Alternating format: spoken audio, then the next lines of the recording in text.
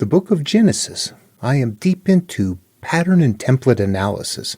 And as I do, and as I interpret things and find where there are pointers and interpret what is going on, it just keeps getting deeper. I'm kind of mind-boggled by it. So it makes it difficult to proceed because I think, oh, I got something, except for that part I don't quite understand.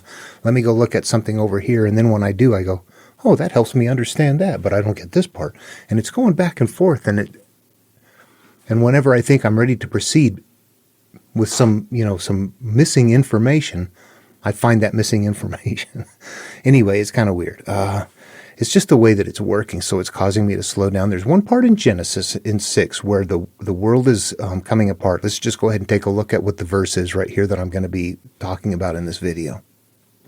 I'll start at the beginning just to make sure we know where we are. We've got our 7 days of creation right here. We've got our creation story, the second one with the rivers and Eve appears, the first sin and its punishment. Then we have Cain murders Abel. We have the beginnings of civilization, Adam's descendants to Noah. And finally, we get down to the decay of humanity, chapter 6. And this is just before God is going to destroy the earth. And let's see what this part is that I've been wondering about. Oh, here we go. When people began to multiply on the face of the ground, and daughters were born to them, the sons of God saw that they were fair, and took wives for themselves of all that they chose. Then the Lord said, My spirit shall not abide in mortals forever, for they are flesh. Their days shall be 120 years. The Nephilim were on the earth in those days, and also afterward, when the sons of God went into the daughters of humans, who bore children to them. These were the heroes of old, the warriors of renown. All right, to reemphasize in my interpretation process, I'm suggesting that this story is built on a template that emerges from the life cycle of a human, which means this story plays out in the psyche, but it's being held in ways that are very cryptic. It's a storytelling culture. But this is about me, and I'm supposed to learn something about it. These parts are a part of my life, are a part of my psyche, a part of my existence. And I come to that conclusion by interacting with the material from antiquity and the templates and finding the commonalities. And when I find where they all align and become the same thing, I figure I'm on the template. And that's what we're going to look at right here. How do Nephilim, sons of God, all of that play out in the human psyche? How does this make any sense at all? All right, what I'm going to do is suggest to you, like usual, I'm going to wander around in this video because there's things that just keep pointing and going all over the place. I go there because it's like, look at what I'm finding here. Oh my gosh, this is bizarre. And I'm going to suggest something after I talk about what this interpretation is. I want to talk about Enoch 1, 2, 3, some pointers, and something that comes from the Romans that points us back to Enoch, which is this strange loop thing that I see that I'm like, what? Yeah, it's weird. We got to get to it, though. Okay, back to what are the sons of God and the Nephilim. Let's go look at Enoch first and identify there what it is. I'm going to read this. I'm not going to scan it. It's got scattered all over the place, and it'd be hard to... I don't have a good setup for scanning this kind of a book. First of all, where are we going to go to? Chapter 6, first, Enoch. It looks like it lines up, and I'll read it through. And it came to pass, when the children of men had multiplied, that in those days were born to them beautiful and fair daughters. And the angels, the sons of heaven, saw and lusted after them, and said to one another, Come, let us choose wives among the children of men, and have children with them. And Semjaza, who was their leader, said to them, I fear you will not agree to do this deed, and I alone shall have to pay the penalty of this great sin. And they all answered him and said, Let us all swear an oath, and all bind ourselves by mutual curses, so that we will not abandon this plan, but to do this thing. And they all swore together and bound themselves by mutual curses. And they were in all 200 who descended in the days of Jared in the summit of Mount Hermon, and they called it Mount Hermon because they had sworn and bound themselves by mutual curses on the act. And these are the names of their leaders. Samlazazaz, their leader. Yeah, there's some names I can't pronounce. And it goes on to chapter 7. And all of them went together and took wives for themselves, each choosing one for themselves, and they began to go into them and to defile themselves with sex with them. Okay, so this is the X-rated version or the R-rated version of Genesis. They didn't just say went into them and had sex with them. Yeah. Is that clear? And the angels taught them charms and spells and the cutting of roots and made them acquainted with plants. And the woman became pregnant, and they bare large giants whose height was 3,000 cubits. The giants consumed all the work and toil of men, and when men could no longer sustain them, the giants turned against them and devoured mankind. And they began to sin against birds and beasts and reptiles and fish, and to devour one another's flesh and drank the blood. Then the earth laid accusation against the lawless ones. So I read this, interpret it, and go, okay, now I got Genesis 6 figured out. This has all the details in it. This is a lot more complete. Again, they're all going to be analogous representations of something inside of us. And the daughters of early on, when we are young, when we're first starting out, the daughters are being used in Jewish material as analogous representations of our qualities that are good qualities. And they are pure when we're young. They're going to become corrupted later on, and they're going to take over, and they're going to be something that have to be destroyed.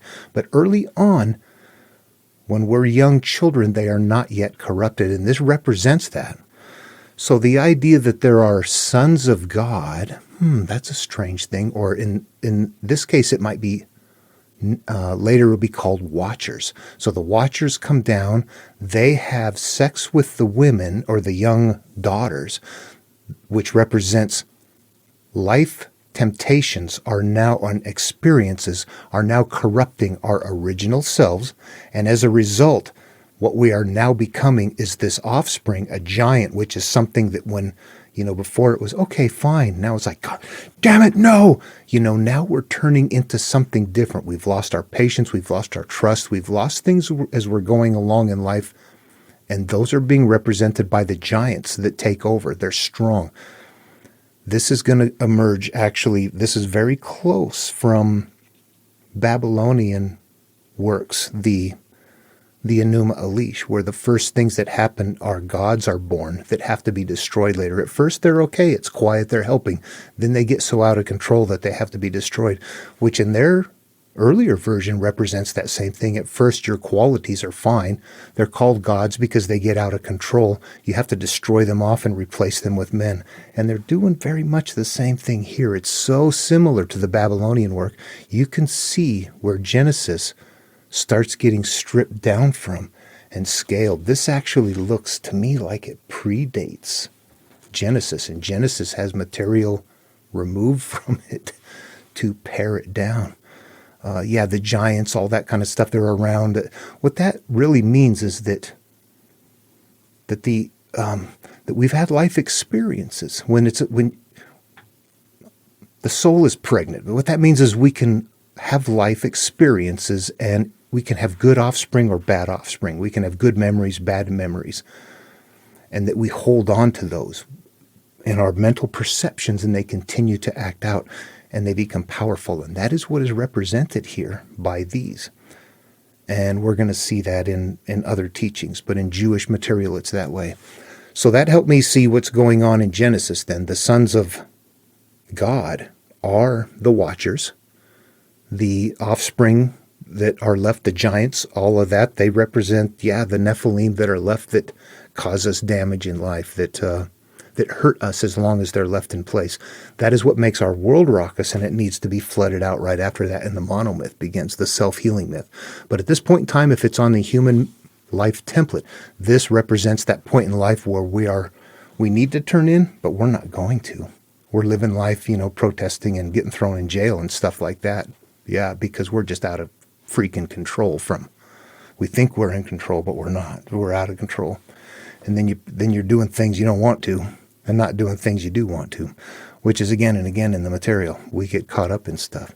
All right, just to close this story, very soon ahead in Enoch, those very same qualities. They've got, there's things in here, chapter 10, verse 7, and Heal the earth which the angels have ruined, and proclaim the healing of the earth. For I will restore the earth and heal the plague, that not all the children of men may perish through all the secret things that the watchers have disclosed and have taught their sons. This means going back to your original state, getting rid of all of those qualities, letting go of the stuff that at some point in time in life, we want to perhaps change and go, I don't like my life. I don't like what's happened. I want to change. And those qualities that we've had experiences with in life that are acting out, that are hurting us, are being represented here as bad things that have happened. And then just ahead a little bit, it says, verse 12 here in 11:12, I think it is, when the sons have slain one another and they have seen the destruction of their beloved ones, bind them fast for 70 generations under the hills of the earth, until the day of the consummation of their judgment, until the eternal judgment is accomplished. But what they're doing is trapping them. You see that they're bound for a time frame or something. And we'll see this in other material. If you went to look over for the template in Greek myth, in the movie, the Jason and the Argonauts with the Harryhausen stuff, it's not exactly right, but it's close enough. When Phineas is being harassed by the harpies on a daily basis, that represents being... right here, the corruption is happening in the world. In that story, it's not held the same way. The analogs are different. Phineas is a part of your past, and you're being haunted by something on a daily basis. They can't be destroyed. They can only be trapped, so they're trapped. That's representing the same thing, and what that represents is that our memories are there in place. I got raped. I got molested. I hate. I hurt. There's so many things that I need to get resolved that make me hurt because I feel that way. But they're a part of my experience, and I want to resolve them. And once I do, they're considered trapped away. They're no longer effective. They're not gone because they're still memories. But now instead of going, God, I hate them, you're like, you know what? Yeah, I'm not under their control anymore. I've let it go. That right there represents that part. So this is a self-healing template at certain points, but it lets us know what happened, and it lets us know how to resolve it. But it's nested. You have to play it out in the psyche, and they're all going to be analogous terms. Analogous terms. Those are words being used to herald something different. Someone has bats in their belfry. You're using two analogs right there, bats and belfry, that they've got two different meanings, don't they?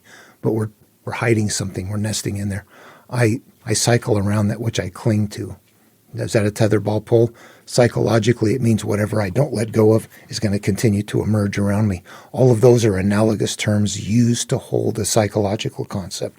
This is a huge scale of that with many layers. And the different people in there represent different parts of us in different times in life. Okay, what I want to say here is that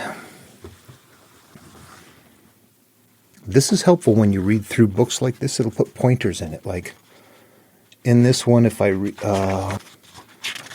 back a little ways, there's a reference to Jude in the Bible. I'm like, well, that's interesting.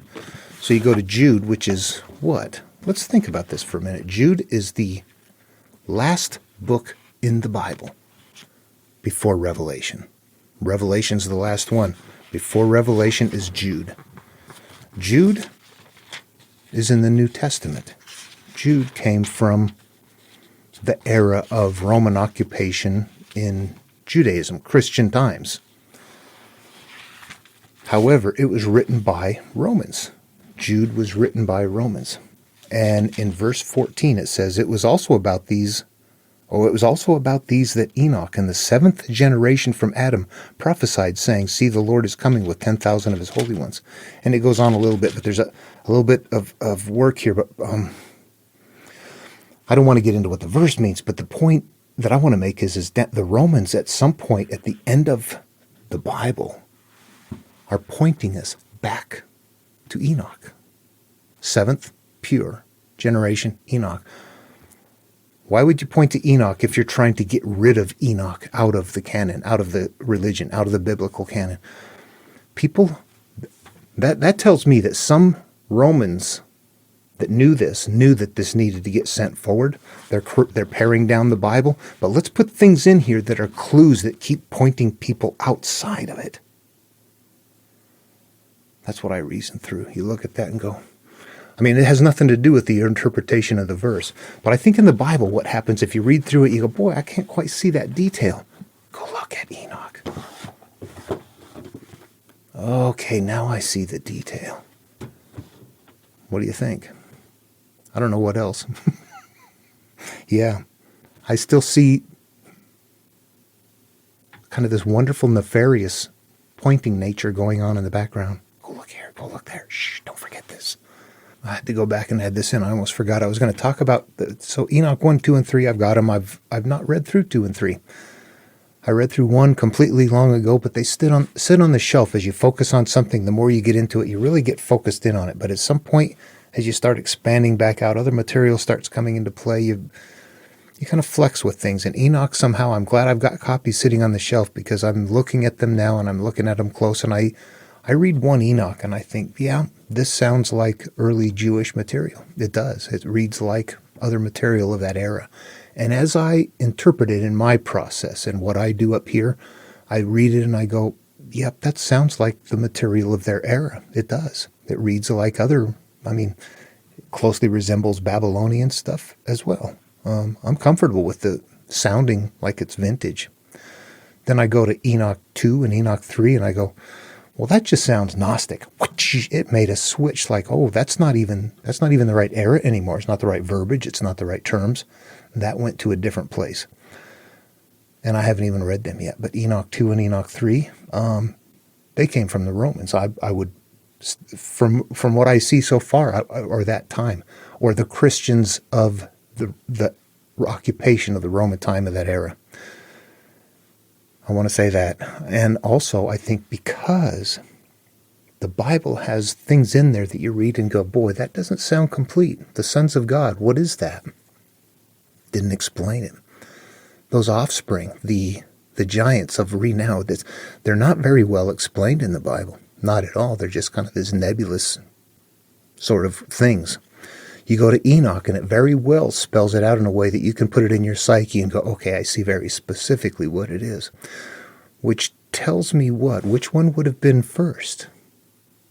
Did one add detail? It seems to me like the Bible would have come from Enoch with pared down details to obscure things, yet there's still enough information there. Are they pointing over so that we find this stuff? In which case, I accidentally already found it. I'm like on the inside. That's why I can see it, perhaps. That's why I can spot it and go, hey, how come the Romans are taking Enoch out of the Bible and then secretly in the back, just before it ends, going, psst, go look at Enoch? How come they're doing that? Yeah. And you know what? I just sit and go, I gotta take a break for a few days. My brain hurts. Am I really seeing that? And then you look and go, yeah, I think I do. There's a this is fun. All right. Love one another. See you in the next video.